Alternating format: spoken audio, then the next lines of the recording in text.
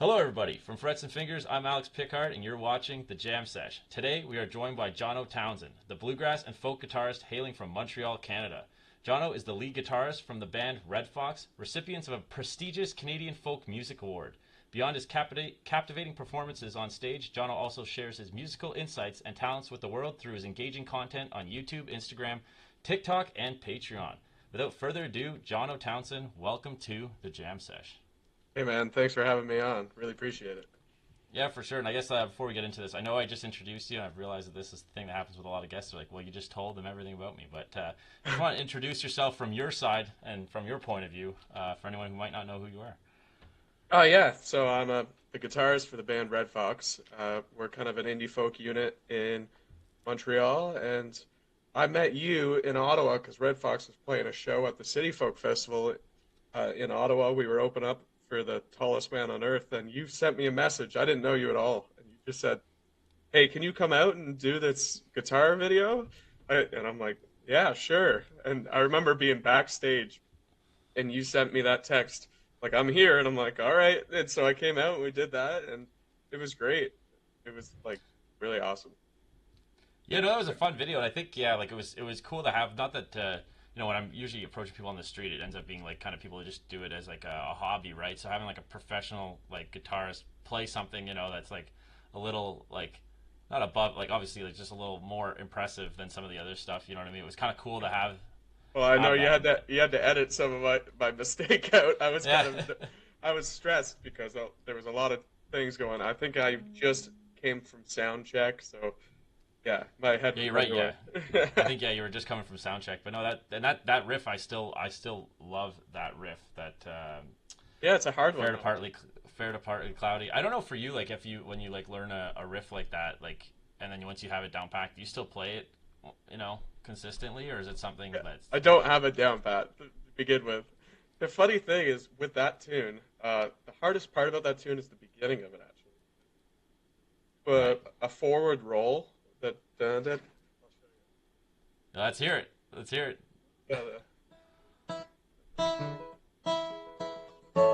so that's a regular cross pick thing. But then the second time it's a backwards roll. So and then the rest is just kind of straight up flat picking. But it's that beginning, and it's the first thing you do, and you got to make sure it's clean.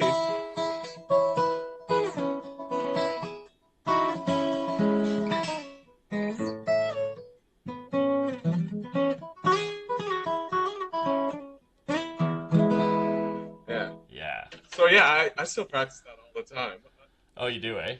That's awesome. Do you play that? I know you do like solo shows sometimes as well. Do you like? I guess it's not really a song you would like sing, but I guess it's one. Would you do you perform that sometimes or?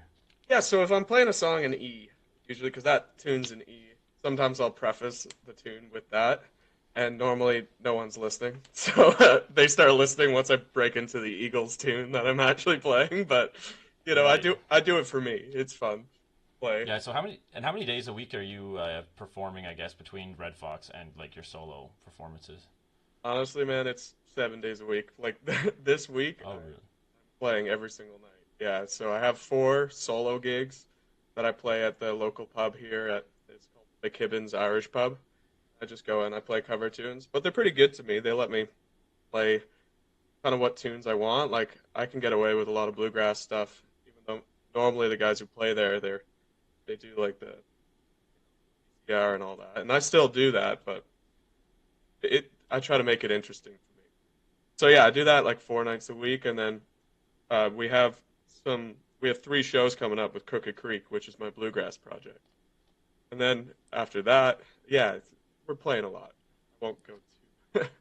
Okay. And so Crooked Creek, is that's so I guess that's separate from Red Fox. You're saying. Yeah, well, it's actually a lot of the same members, but it is four of the same members. It just doesn't have the drums. And that band, we focus strictly on bluegrass music. A lot of the original music is written by me and Tim, and we're singing on it. Most of it, whereas Red Fox is sung strictly by Daphne. So the reason we made that unit is one, so we could play like bluegrass festivals. Two, when we come to write for Red Fox, we've already gotten all the bluegrass out of the way, so like I'm not coming to Red Fox with just a straight up bluegrass song. So it's a nice outlet to have it separated like Right. But I feel like so you guys are doing more like folky pop. Is that what it is that. for Yeah, Red Fox? Sort of. yeah, Would definitely. that's how you would describe it, eh? I'd describe it more like indie folk, but like what the hell does that even mean? I guess it means like independent folk, but yeah, it is definitely more on the like the pop rock folky. We have drums and stuff, so it's hard to stay too folky. But then again, we also have a banjo, so it's very folky. So it's Right. And you guys have a an album coming out. You said in a couple of weeks. yep.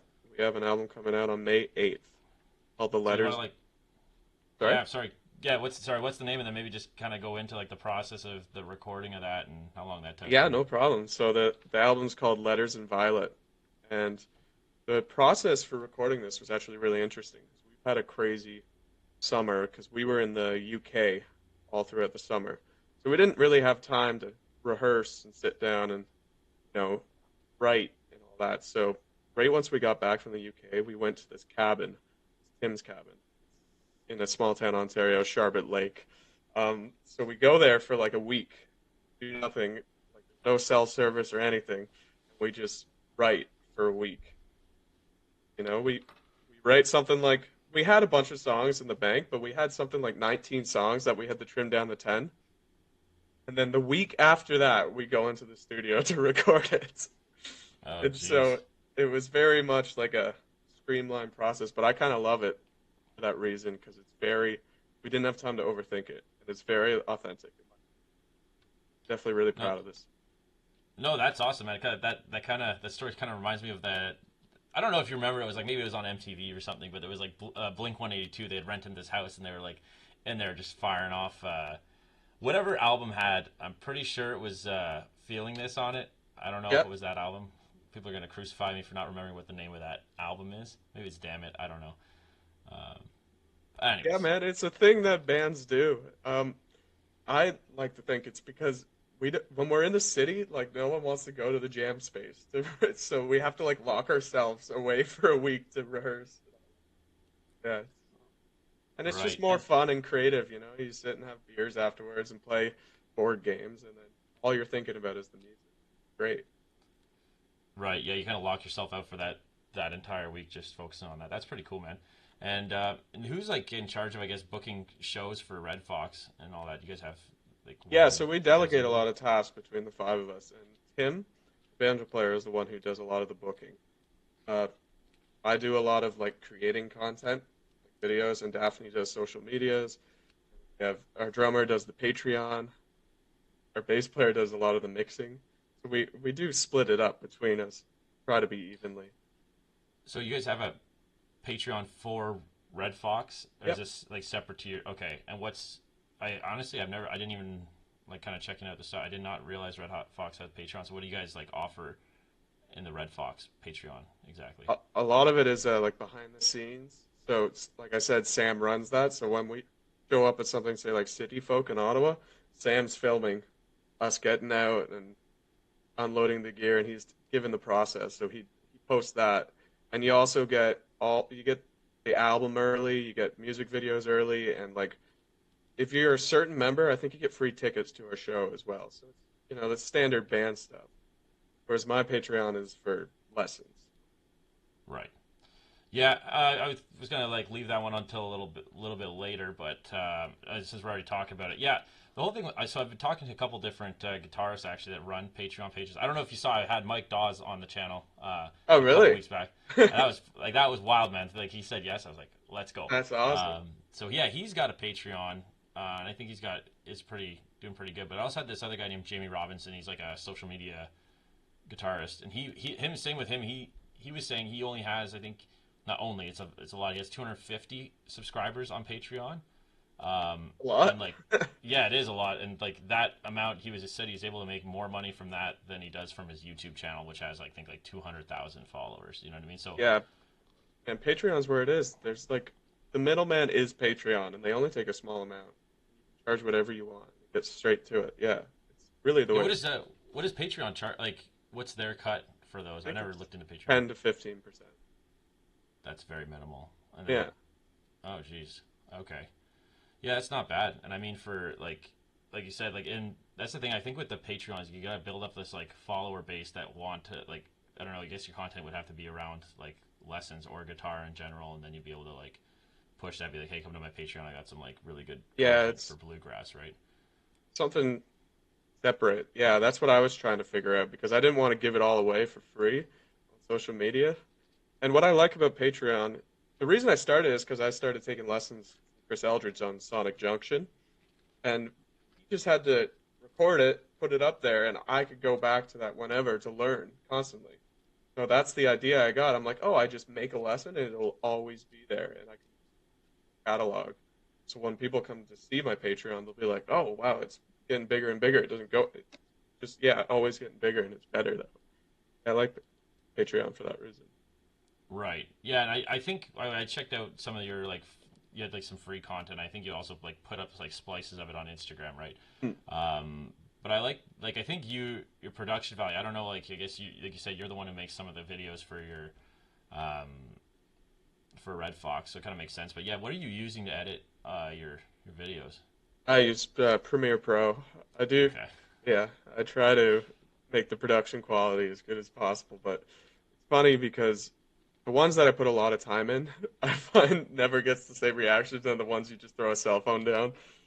There's something about the spontaneity that works well with the algorithm, but honestly, don't get me started about the algorithm because you know it a hell lot more than I do. But It drives me. Yeah, it's the same thing, right? Like I'll put this time in these videos. I'm like, oh yeah, like this one's gonna hit, and then it just like flops. And then I'll just yeah, post like a face cam like pick a solo I like. You know what I mean? I even did it with after you played Third Party Cloud. I did with that one. It did well. But then I put the ones I spend time. I go out and get guitar players. Like today, I posted episode 66 of Do You Play Guitar, and like on TikTok it flopped. It got like 1,000 views, and then on Instagram it's not doing too well. It's like 2,000. I can't be upset either way. It's fine. It's part of the deal, but it kind of it's a pain in the ass sometimes. oh, absolutely, and that's kind of why I went to Patreon because at the end of the day, I'm a guitarist. I'm not a social media guy, and I try my best at that. But if I can somehow if I'm at a festival and I can just be like picking with someone and be like, "Hey, you want lessons?" Like that's what I do. So Patreon just gets straight to the content. Like I don't have to be all this clickbait and all that. I don't know. Yeah.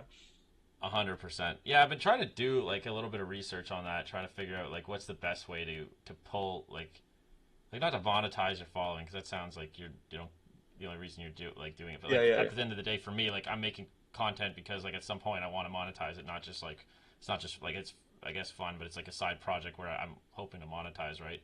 And like you said, for you, you're trying to get get someone to your page. But I guess like for you, like it would make sense to do more content, and I understand like why you're posting those clips like you do, like trying to hey, Oh hey, yeah, absolutely. come on in here. But I guess it'd be like like you might have that down. That it'd be like to focus, I guess, on the social media side of like trying to get clients through there. I guess I don't know Well, and I'm because also focusing on making content for Red Fox because Red Fox actually, in my opinion, like has a good following, but like yeah it compared does. to a lot of You things, guys have they're you like guys almost around have 10. 10K. Yeah. Yeah. So like that's the thing we focus on. Whereas it's funny with my Patreon, like recently I dropped my guitar off at my luthier, like get it fixed, and then I got an email saying that he joined my Patreon. So like my Oh, guitar luthier is in my on my Patreon, and I'm like that's great. that's awesome. Yeah, I've always been a That's pretty. small town guy, so um, every big connection I've made was like meeting them somewhere and then being like, "Oh, I'll give you an email." Right. Red, And I I think call it the Redneck Network. the red. That's a pretty good way to go, and I think for people like who are trying to learn guitar, you can go and like take a lesson. Lessons are expensive, but like for like someone on Patreon, like I don't know, people charge between let's say like $5 and $10 to at the low level memberships, and I think like what is one lesson for an hour would cost me $60 or something. Exactly. No, it's a So if you get great way to save money. The only thing is you have to be motivated to go and do it yourself. And yeah, that's a lot of what you're paying for in-person lessons. It's almost like baby because I do that as well, and half of it is sometimes giving them the motivation to be there practicing at that moment. Whereas if you can make that yourself, then there's no reason why go and find your favorite guitarist and start learning from him. That's what I do. Right. So you still learning from Chris Thiele then, or Oh no, not Chris Steele, Chris Eldridge. oh, Chris Aldridge? Sorry, my bad. No, I've taken a break from the Sonic Junction lessons and I started taking lessons from Michael Daves on Artist Works, who's like the bluegrass vocal teacher. I wanted to focus on vocals a little bit, and check out Michael Daves at some point. He's got that really old time sound. So I've been taking vocal lessons in university for a while. I really wanted to hear how to do like that really high singing that they do in bluegrass. Like it's crazy, and it's really fun practicing with Michael Daves. Yeah, so I've been working with him the past little bit. Nice. And so when you're doing your covers of different, I don't know, different artists, like on your own, you said you're like they let you do a lot of bluegrass stuff where you play solo. Well, and I guess now, sorry, I have two questions here. But the your side project, your band, are you guys doing all original bluegrass? Are you guys doing A covers lot too? of it is original. So in fact, Oh, nice.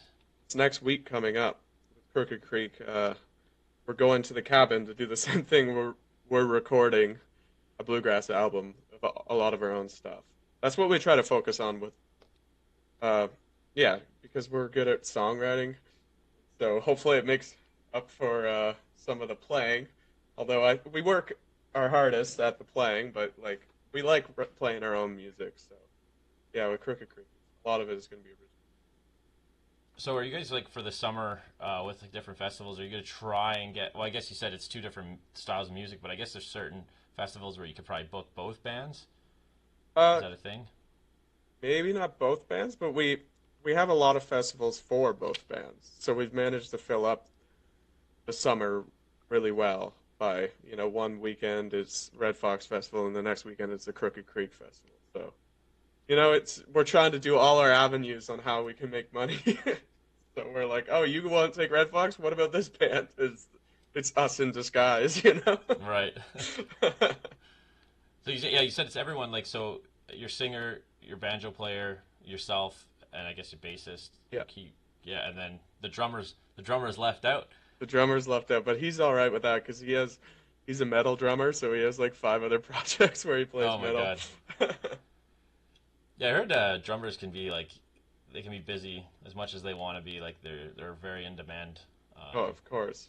Yeah. Yeah, that's pretty cool, man. And yeah, I guess that was the other thing. So since I last talked to you, probably I think I got the other video got 14 views, so no one saw it. But Nice. no, we talked. When I first started, when I last talked to you, I was just getting into bluegrass. You know what I mean?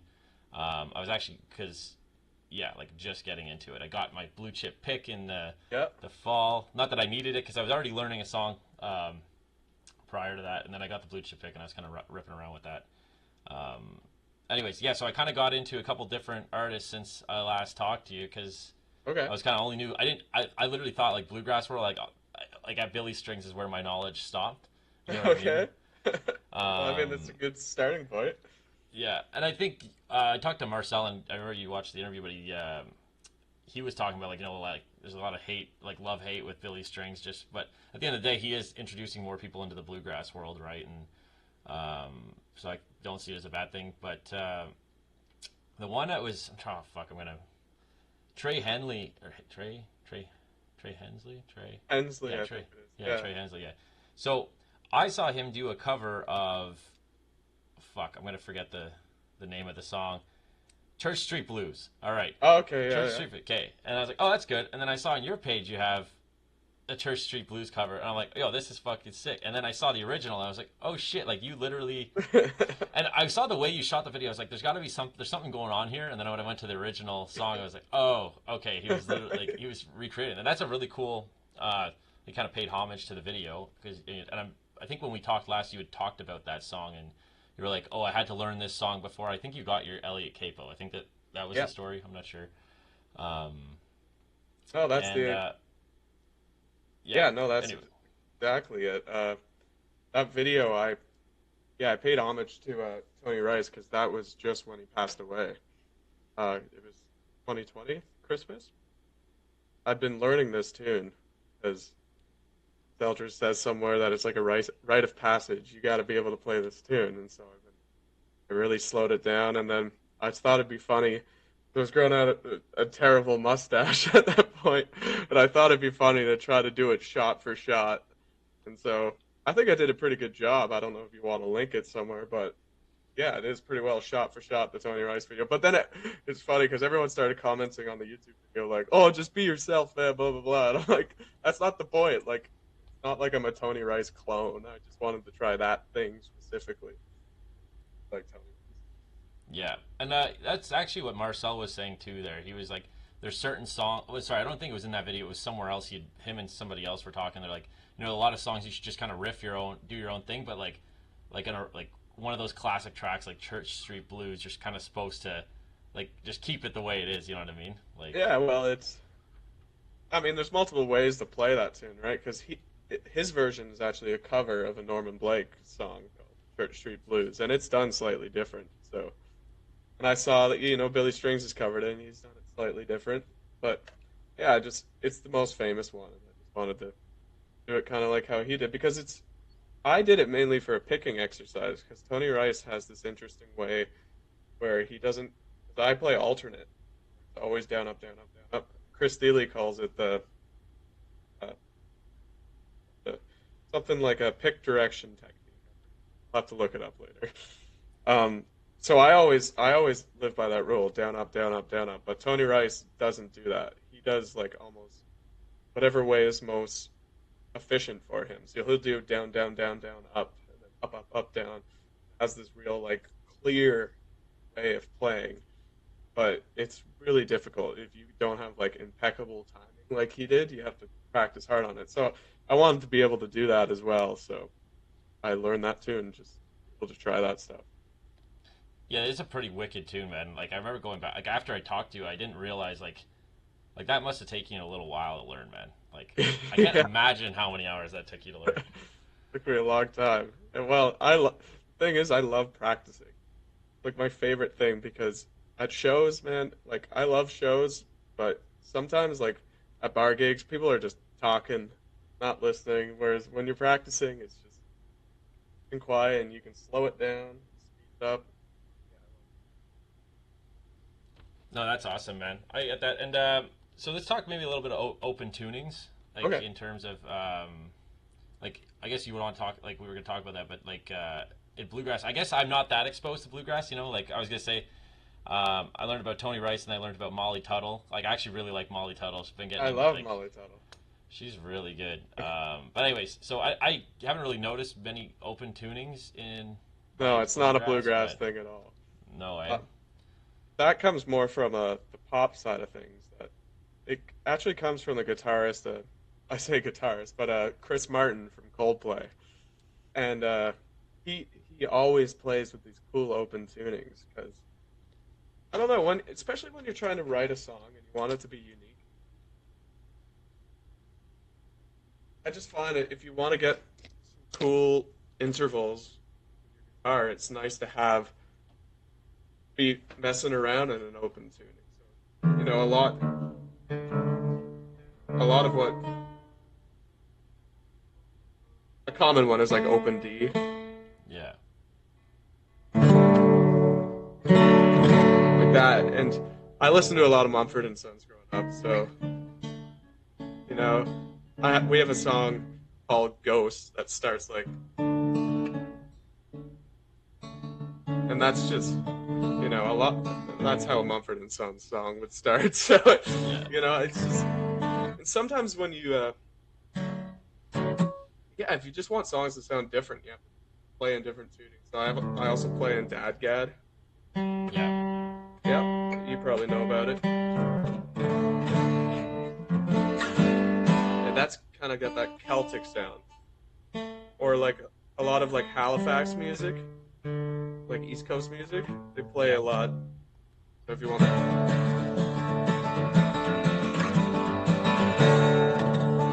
they're always playing in that. So I swear, every song on this new album, it's in an open tuning. It's because look for an interesting way that, unless there's one song that sounds specifically country, and that I keep in standard because I'm like, oh, how would you do that regular? But otherwise, I'm trying to make. It's the reason I do it mainly is to have these open tones ringing out.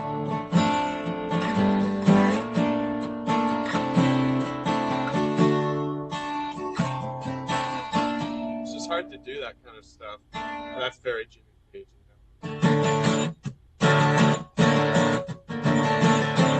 Yeah, it's. Right.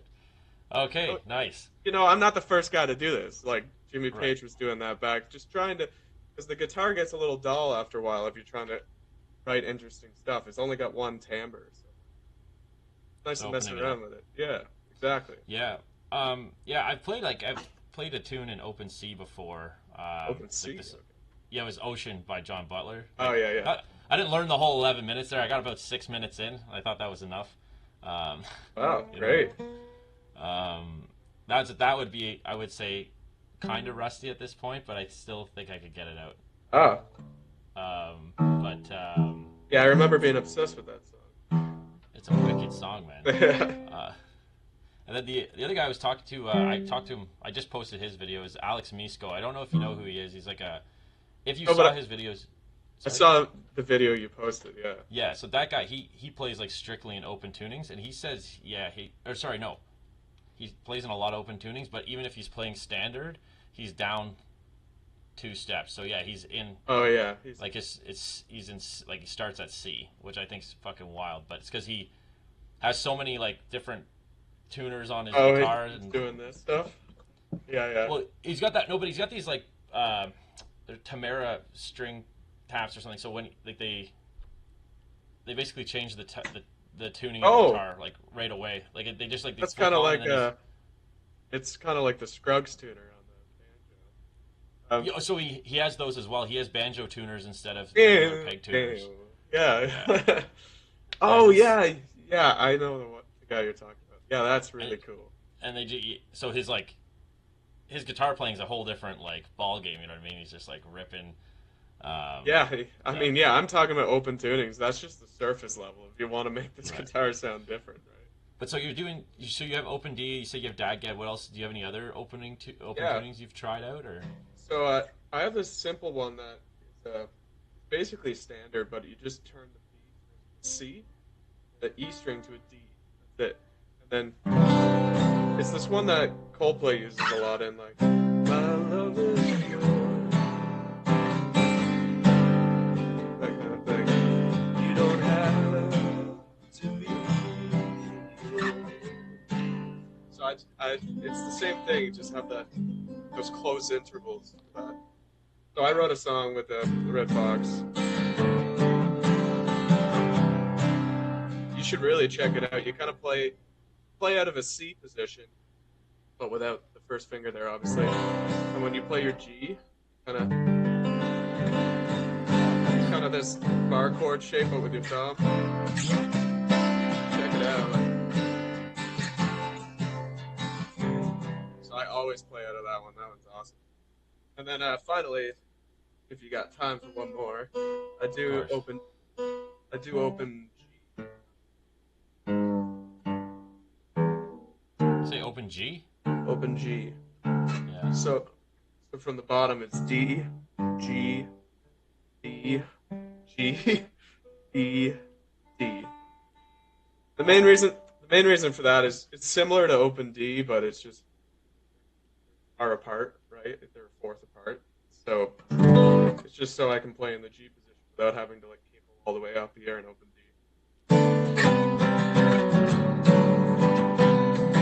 Like the Red Fox song "Hey Mister" is in the.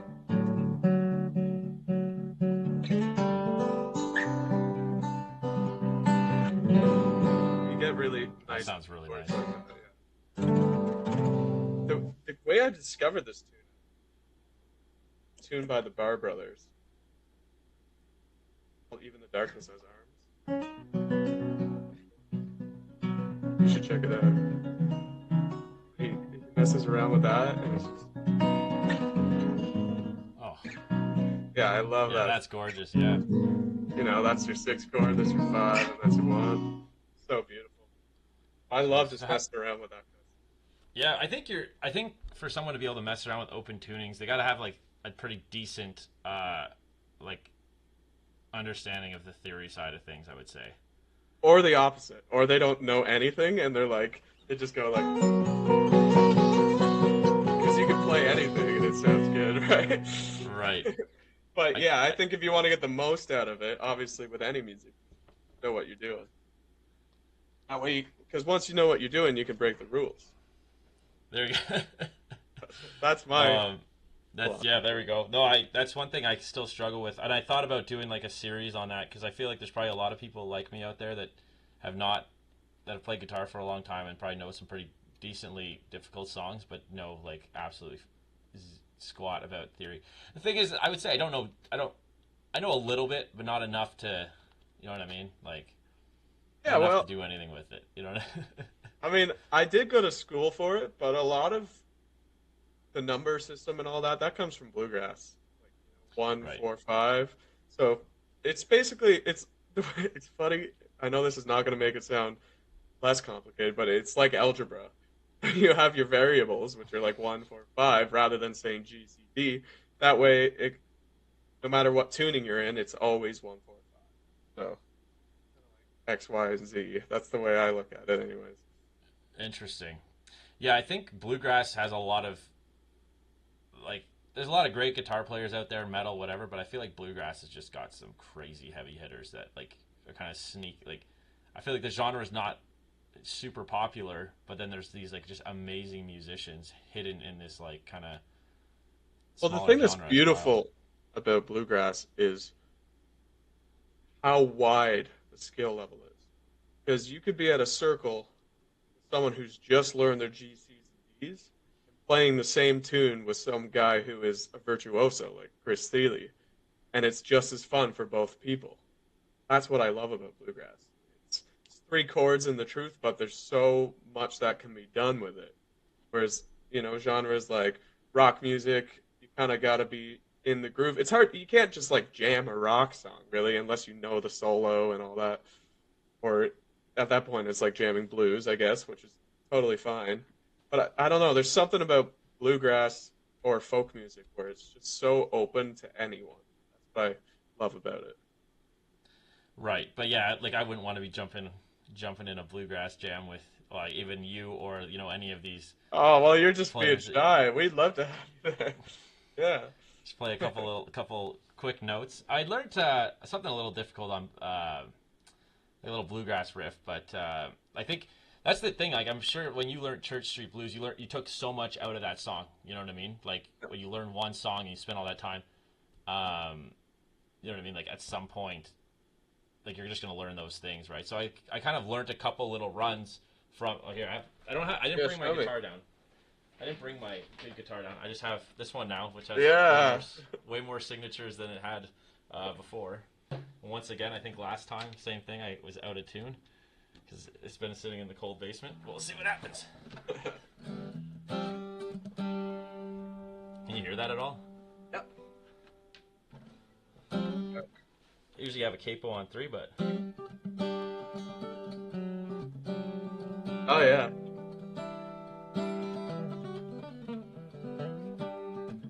so Yeah. That's Billy Strings, isn't it? Yeah. who else, right? So I just learned a couple little like fills, right? Nothing crazy. We get to you. So what are you doing? Yeah. That's kind of what you're doing, sort of Oh thing. yeah. There you go. Yeah, yeah. I mean, But that's it's such that's a yeah.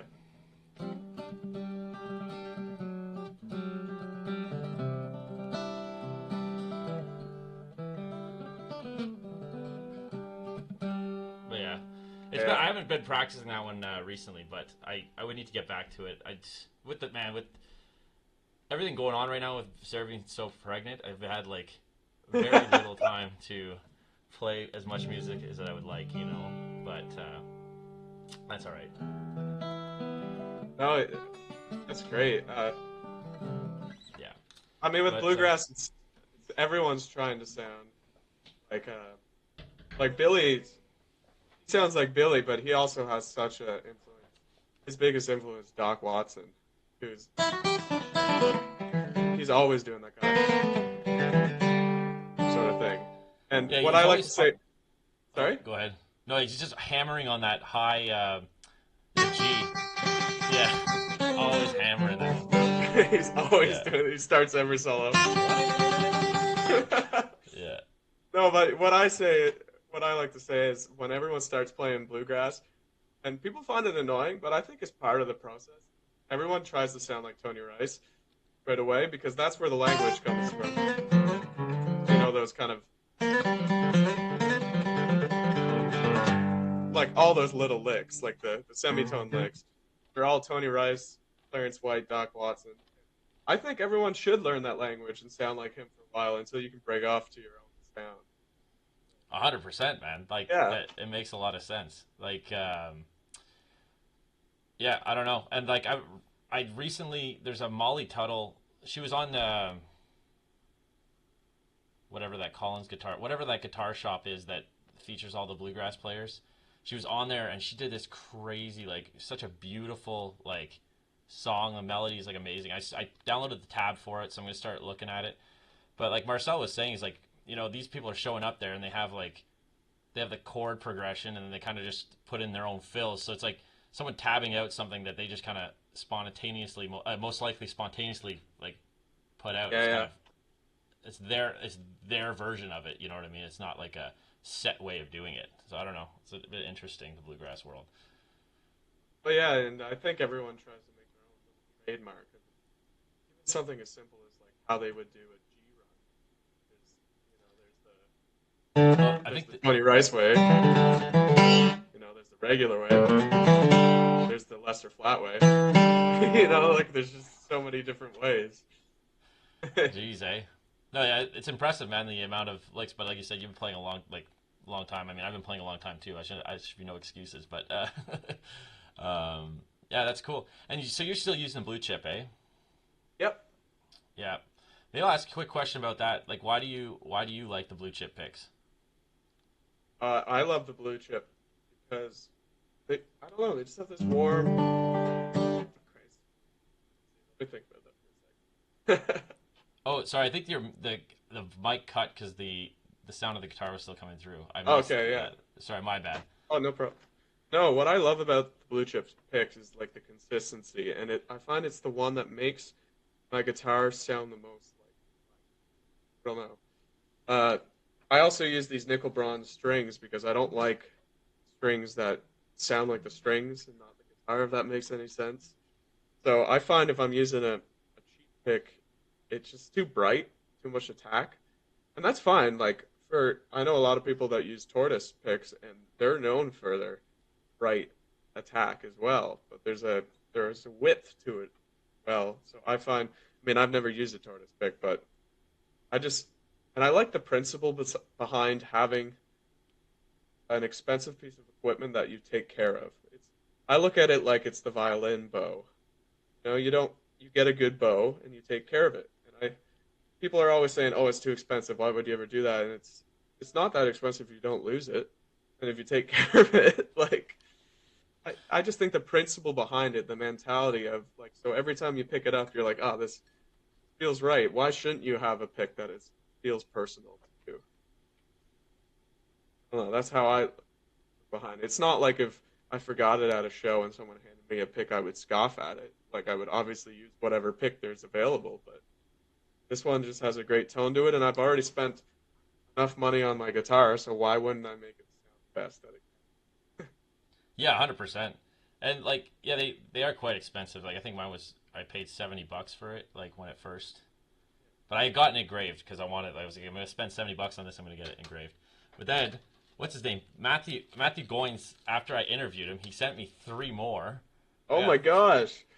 He Wow, sent the me. same Yeah, TP48? TP48. Yeah, Oh, TP48. And so he sent me three. But so I've had this like idea to make this video. The script's ready. I finished it like 2 weeks ago. 2 weeks. So I just have to film the video now.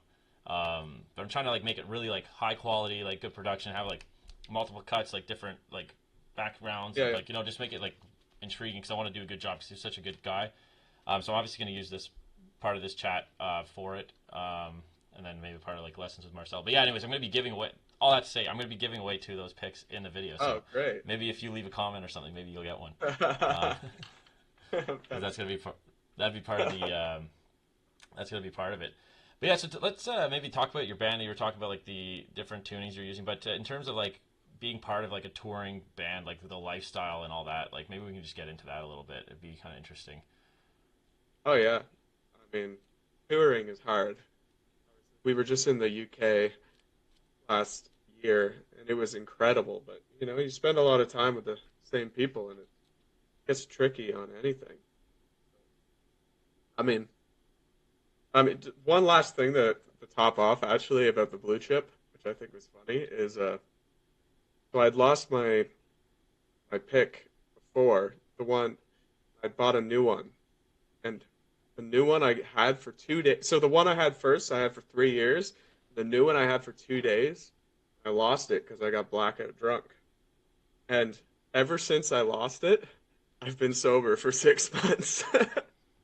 Nice. So you could put that on the blue chip thing. It made me sober because I felt so stupid, and I went and bought another one, and this is the other one. But I was like, how did I hold on to that for so long and lost it immediately? So that started my sobriety was losing my blue That's chip pick. that could be like a selling point for the pick. Yeah, Yeah, you could use it.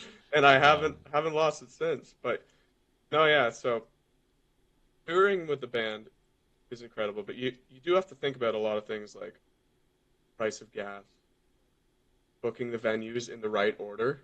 A lot of people just book, but especially in Canada, it's so big. You got to make sure you book like Montreal to Ottawa, Toronto, and then sort of direction. So tricky.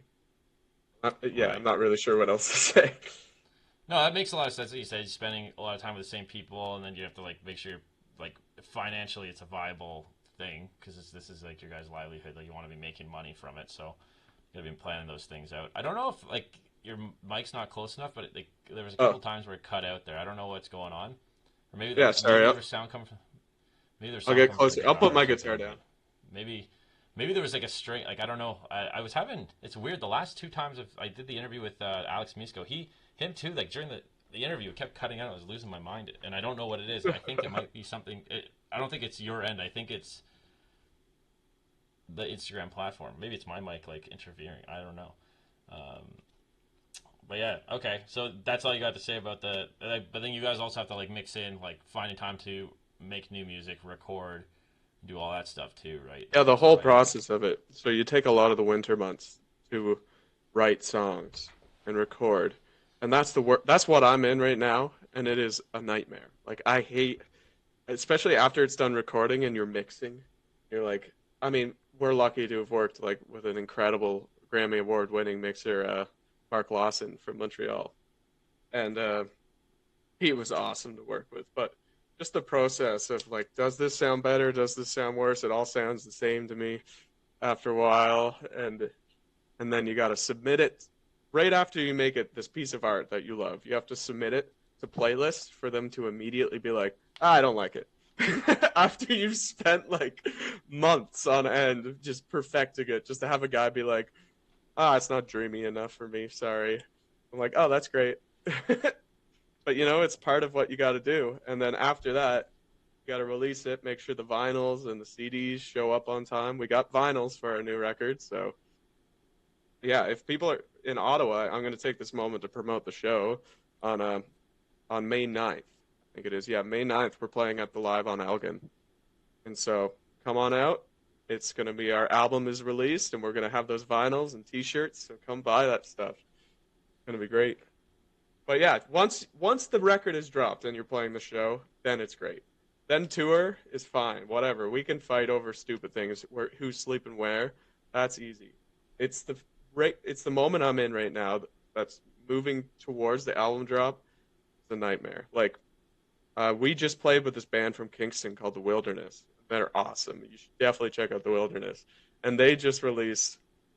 a new album, and they were saying it was a nightmare. Apparently, they released it on Spotify, and the night of, they found out that a track was doubled. Like track 4 and 5 was the same song. And Jonas was like the lead singer said that he like they were at a party to celebrate the release of their album, and he like smashed his head against the wall or something. So like that's a little insight to how stressful it is to do this on your own independently. But you Right. just got to do it. And I have a lot of admiration for especially that band, The Wilderness, people who are just they do it themselves. We've been doing it ourselves. We don't have any management, and we're making it happen. We got that folk award, and it was like finally some recognition. Thank you. You know what I mean? And but we have no one helping us out. We don't have some secret rich uncle in Nashville. So we're just doing the best we can. Oh, that's good, man. And so, is this the first time you guys where you do an album release and you're gonna have vinyls and like? I guess you probably had merch at other, like Yep. with other times you toured. I guess that's a big part of it too, right?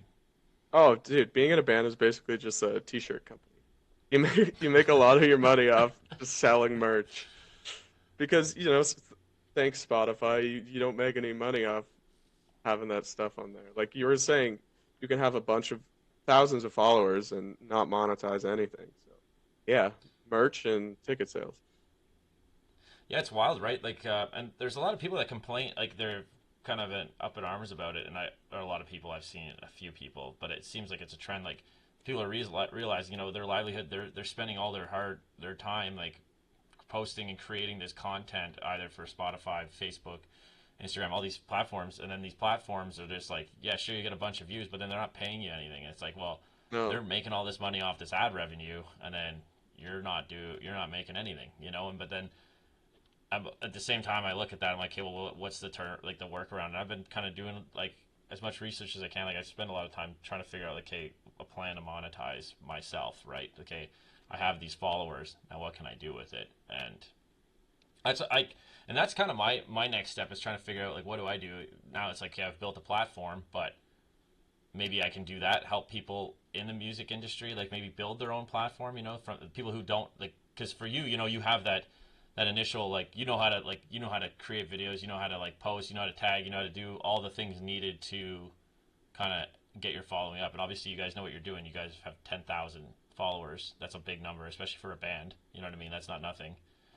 yeah, And those are people who are following you because they like the music from your band or their friends. You know what I mean? Or people who are like, anyways, it's so that's a big number to have. So that was my thing is like, do I like maybe I can sell a service like that where it's like that would be like where I start making my money, right? Oh, hey, you're a musician and you have 500 followers. Let me help you get to 5,000. Like yeah. Well, I what mean, would you pay to get to 5,000 followers, right? Like that's yeah, that's great, honestly. Like, because I look at your page and I'm envious, man. Like, you're a really hard worker, and I see those numbers and I'm like, yeah, dude, this guy's onto something. He's really good with the social media, man. Like, I know you say we are, but like, not really. Like, we're lucky that people follow us because we have the product, which is us being a band, and our music. We hope that people follow us for that. But like, the social media is it's really hard for us, and so like, I see your platform, and I get stoked that you let me on here because I'm like,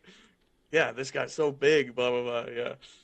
no, dude. And like for me, it's nice to talk to like actual like musicians who are touring and are trying to you know build their space out on social media to do that stuff because that's important for me to talk to people like this too. So it's kind of a win-win for both of us. You know what I mean in that sense.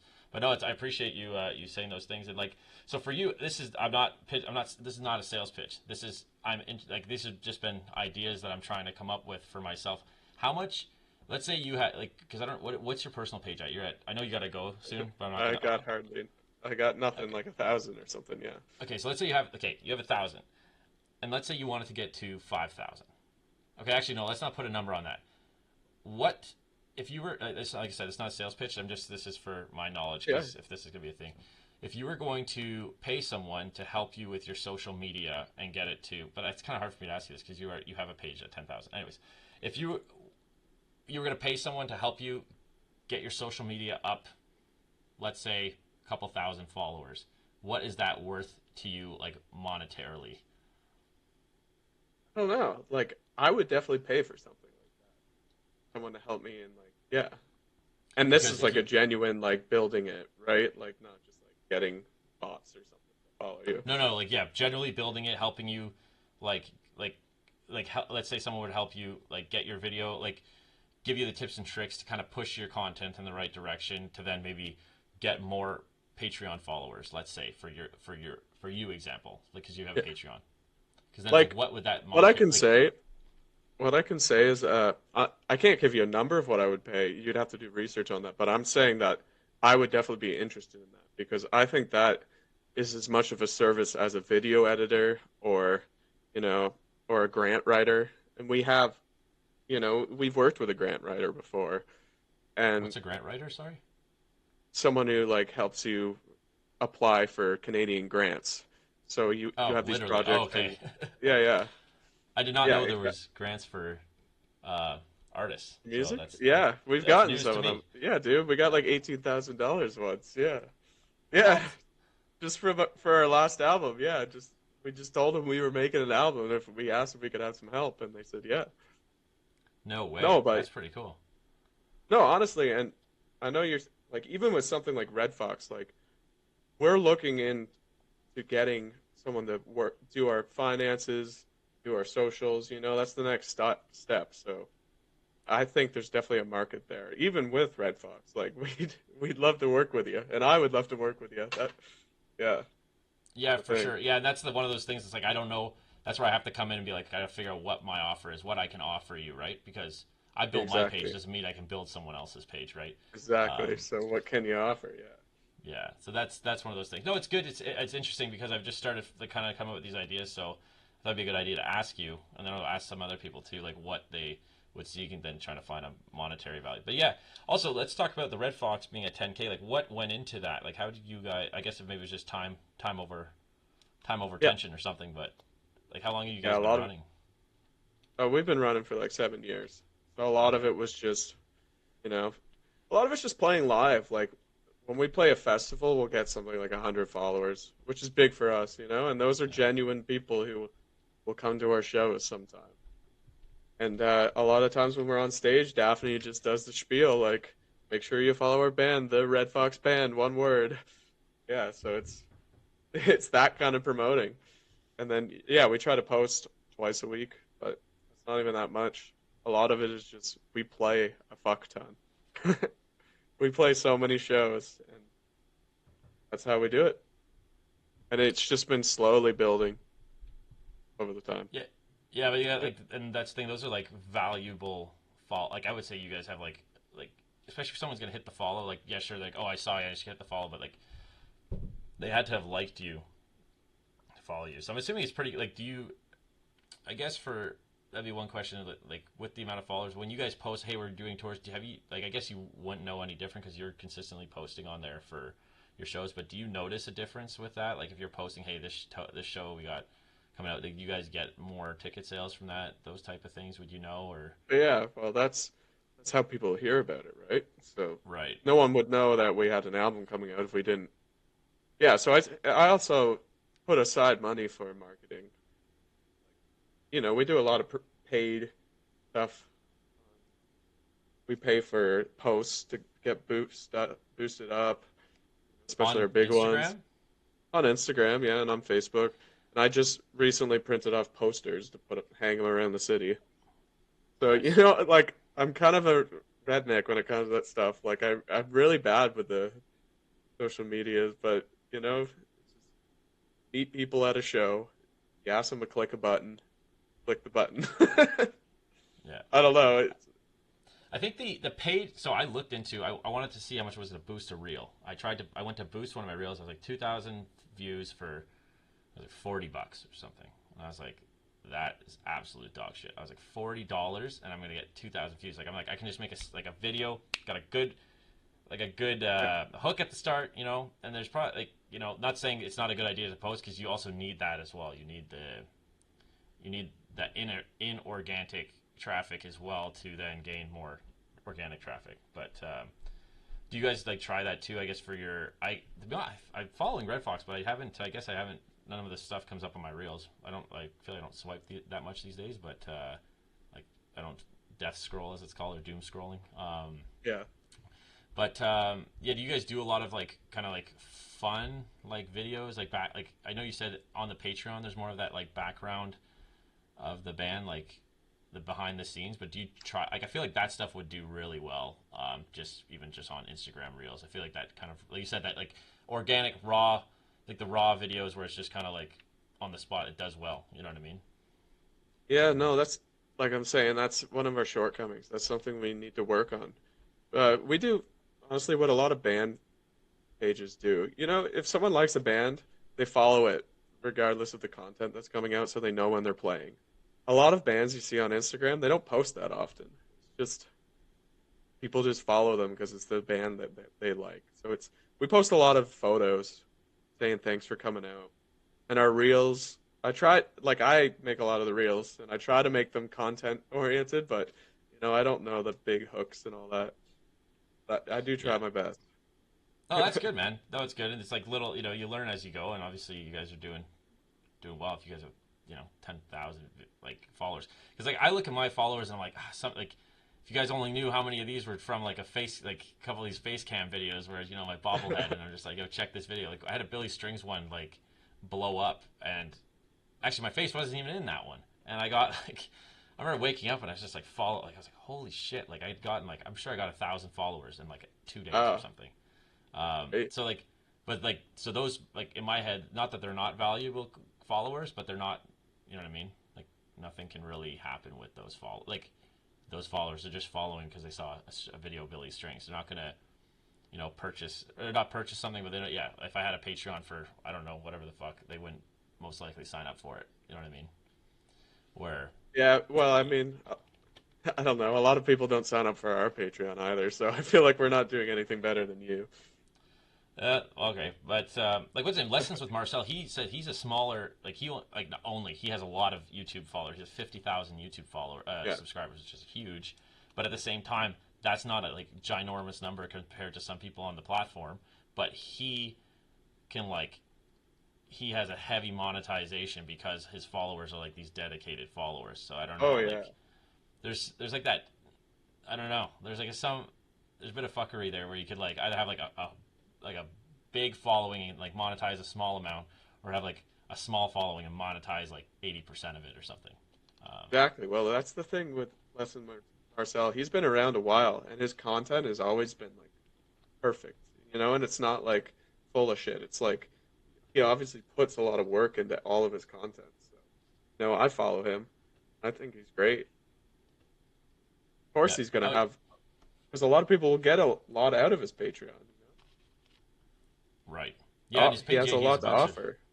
yeah, Yeah, he's a and lot to he's got a offer. bunch of courses. He's did like I feel like he probably has a little notoriety being at like the Brian Sutton camp, and whatnot. Also, I learned something cool from Brian Sutton. He was saying that the top of your guitar, like the what the fuck, the face, I guess the face of the Yeah. guitar. Like he was showing like in a video, like he was just moving his like he'd strum and then he was moving his hand across the front, not even touching it, and it was like it was changing the tone of the note. You know what I mean? From the vibrations of the top. That's the top, right? Yeah, well, yeah, the Yeah, face of it, the the face. Yeah. resonator, So I guess you could say. yeah, that was wild. I didn't. And then I started like messing around with it, and I thought it was pretty cool. That's a something I Well, didn't and know. that's I the don't know. other thing is, yeah, like Brian Sutton, he's not a social media guy, but he probably has so many lessons on artist works because he's the master, right? You get on there, that's all you need. You don't need social media because he's just a staple in the bluegrass community. So Right. there's so many Hundred. ways to go about it, and I don't think any one way is the best, and I think honestly a combination of them all is the best way. Because I think Red Fox, we have a really tangible sort of community, you know, because me and Tim grew up in a small town, so a lot of it is literally going to bars. Well, you let us play here, and then we played there once, and this guy's like, "Oh, well, I also booked the festivals, so we'll have you at the festival next year." So that's how we work. It's kind of this networking, the RedNet network. But obviously, having if we had like your social media expertise while doing what we're doing, then we'd be unstoppable, right? There you go. I think it's more it's more the time, right? Because you guys are busy doing making music, touring, playing. So like so that's like okay. Now let me add on like a full like because like that's my whole side project. Like I have my full time job, but then all my time on the side is just spent to creating content. I'm not making like you know what I mean. Like there's no so like I don't know. Content creation's a whole like thing in itself. So you're saying you guys were looking to maybe to have like get someone to be on doing your social media, then like kind of take the weight off you guys a little bit would be a good Yeah, idea. because But the it's other also thing is we're also, yeah, we're musicians. Musicians tend to be a little bit fucking, like, we poo-poo sort of like, we're like, social media and the business, like, fuck all that, man. It's all about just rock and roll. And, so it's nice to have someone who's, like, business-minded, oriented, being like, no, no, we need to do all this stuff. right. Yeah, because like that's something I watched this guy Danko. He talks a lot about this. Like it's the digital economy. Everything's digital now. It's like you need to have like that. You need a following, but like you need a following to kind of like to monetize. You know what I mean, or to do anything. Like even if, it doesn't matter what you're doing. Like I have a buddy who I found out, or buddy, a guy I worked with, just found out he started like a service business where he's just like power washing windows and doing all this shit. And I was like, you need to start like videotaping all of that. Like there's no reason for you to be doing another like do not go to another house without filming it. You know what I mean? Like that's all content that can be then put online. Like and then somehow you can figure out how to monetize it in a couple of years. You know what I mean? Build the following first and then figure it out. But so Dude, I guess you tell me how, and I'll. that's the thing for me. It's like it's just one of those consistency things. And like I remember my first 1,000 followers, I was commenting on probably like 100 at least 100 posts a day, like following people, like messaging. Like there's a lot of that where it's like the first couple of thousands where it's like you're in the grunt work and then just posting quality content. So I don't know. I just time under tension. But I guess for not to like we're not gonna like to wrap it up, but like for Red Fox, like what do you guys have like planned? I guess for the next year, just touring and playing this new record. Yeah. Yeah. Yeah, we got festivals planned for this summer. Obviously, our release shows, May 9th at Live on Elgin, May 10th at the Cameron House in Toronto, and May 11th at Petite Campus in Montreal. So we got those release shows and then festivals. Then we're going on a tour out east this summer as well. That's the plan for the year so far. But I'm sure there's going to be just gigs on gigs. And like Plan. so if you tour out east, how many how many shows would you be doing out east kind of thing? Is it going to be like pretty packed, would you say? Yeah, it's usually 2 weeks. We try to fill those days, so around Oh, 14 shows, 12 to 14, yeah. geez, eh? Yep. That'd be pretty cool. So is there anything else you want to chat about, talk about, bring up for, we sign off? Something that I might No, have missed? No? no, that's all great. Yeah, perfect. Yeah. Yeah, well, you got to shout. Yeah, now you can make your final shout out, man. Like, I know you promoted a little Okay, bit, but like, yeah. let's hear it. All right, well, my band Red Fox, we are releasing our album called The Letters in Violet on May 8th. So go pre-save that on Spotify, check it out, and then come to our shows. May 9th, 10th, 11th, we're playing in Ottawa, Toronto, and Montreal. Just go to our website, hit the link tree. You can find all those links you need to see. Please come on out and buy our album. That'd be better than listening to it on Spotify. There you go. There you go. That's awesome, man. Yeah, and I'll whenever you guys post your that it's out there live, I'll share that on my page, obviously, and Cool. give you that. Yeah. So well, I guess one really quick Spotify. So it's actually that shit for monetization. Like they pay you. Yeah, it's not great. We don't make any money off Spotify, no. Okay, interesting. That's crazy. Yeah. All right. But you still got to do it, you know. You got to. We try to get on playlists that way. When, it's something they see. Are you a real band? And they go to your Spotify and you see you have a certain number, and they're like, "Oh, you're a real band." You know what I mean? But everyone does that. I do that sometimes. I check out a new band. I'm like, how many listens do they got? Yeah, It adds something, right? Like a little like you got to do it. yeah. That's cool. Yeah, and I actually didn't know about the playlist thing where you're kind of reaching out to people. Hey, you want to add this to your play? Like I never thought that Yeah, would yeah. be a way to get known. Well, But that's that makes how a lot of sense. our biggest song, "Hey Mister," it got on an Alex Rainbird playlist, which is he's like pretty big hitter on the indie folk side of things. So that's all we needed, and then all the numbers went up. You know? That's cool. That's cool, man. And then just need that one more time, and then one more time, and then it's just gonna Yeah. up, keep building. Maybe next time we chat, you'll be at like 20,000 followers on Red Fox. Who knows? Oh, Not maybe. that matters, like you said, for you guys to play the music and have fun with it. So Yeah. Well, we'll try our best. there you go. But yeah, no, we'll stay in touch and all that, and I appreciate you taking the time to do this and give us your 2 cents on the music industry and give me a Okay. little Cool. information on the blue chips, man.